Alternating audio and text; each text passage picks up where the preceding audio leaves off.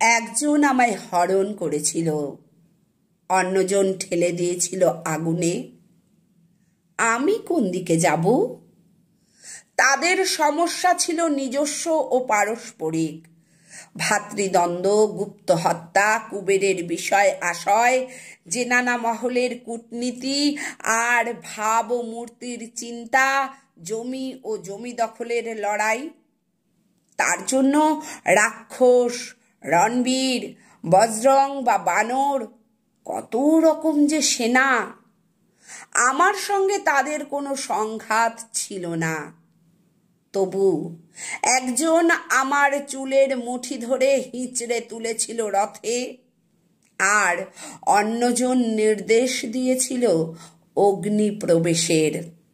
আর সেই আগুন যখন চতুষ্পার্শ্বে লেলিহান, হিরণ্যলোহিত সেই তীব্রতা ছাড়া অন্য সব নাস্তি মনে হয় যখন, আমায় স্থির করতে হয়েছিল আমি কোন দিকে যাব। হায়, আমি স্থির করেছিলাম। কেন যে স্থির করেছিলাম, হায়! সে কত দীর্ঘদিন আমি কোনো প্রসাধন করি না, দীর্ঘকাল গ্রহণ করি না আমিষ। আশ্রমের কঠোর জীবনে এতদিনে আমি দৃষ্টিকটু কৃষা। স্মৃতিকে ঘৃণা করতে এখন এই মন অভ্যস্ত হয়ে গেছে। অবশেষে অর্ধ শিক্ষিত এক ভাস্করের হাতে গড়া নিজের আদলে এক সুবর্ণ পিণ্ডের সামনে আজ ততোধিক নির্বিবেক শত শত মাংসপিণ্ডের সামনে আজ আবার যেন লেপ্টে ধরেছে সেই আগুন। বাতাস এখানে হলকা, যজ্ঞাগ্নি সম্ভূত ভস্যে চরাচর স্তম্ভিত নিঃস্ব হয়ে আছে। এ সেই সময় যখন দিন বা রাত্রি কিছু বোঝা যায় না।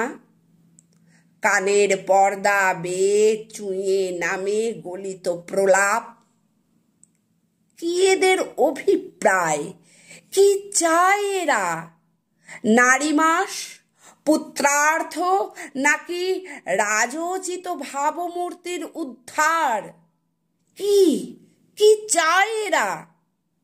আমাকে কি আরো একবার ঠিক করতে হবে আমি কার কাছে যাব? বিনা দোষে যাদের একজন আমায় অন্তরীণ করে রেখেছিল, আর অন্যজন দিয়েছিল নির্বাসন। হে অযোধ্যার পুরো স্ত্রীগণ, যাদের জন্য আপনারা প্রস্তুত করেন ঘৃত পক্কা তণ্ডুল, যাদের সন্তান আপনারা ধারণ করেন গর্ভে, যাদের কল্যাণ কামনায় আপনাদের হাতে শঙ্খ কঙ্কণ, তারাই তুলেছিল আমার নির্বাসনের দাবি। মাননীয়া রক্ষকুলবধূরা, চতুষ্ষষ্ঠী ক্রীড়ায় আপনারা যাদের অঙ্ক সায়নী হন, যাদের তুষ্টির জন্য ব্যবহার করেন কুমকুম, তাম্বুল ও লৌহ্র রেণুকা, যাদের উদ্ধারের জন্য আপনারা এমনকি যুদ্ধযাত্রাতেও পিছপা নন, অশোক কাননের বহির্দ্বারে তারাই ছিল আমার প্রহরী। প্রতিদিন তাদের দৃষ্টি আমাকে লেহন করেছে। অহোরাত্রি শুনতে হয়েছে যৌন উপহাস।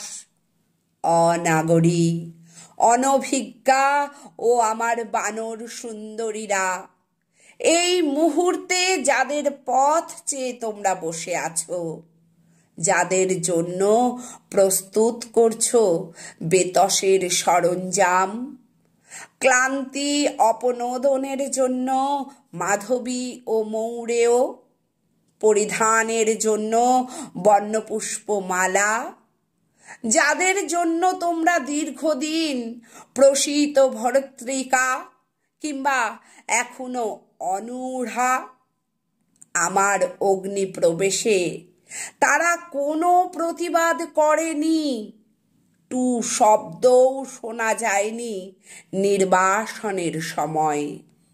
এবং এখনো এই তো তাদের দুই চোখ কৃত দাসের চেয়েও ক্লীব, লাঙ্গুলগুলি চক্রাকার, মেরুদণ্ড নবনীত, উত্তেজনায় ব্যদিত মুখবিবর।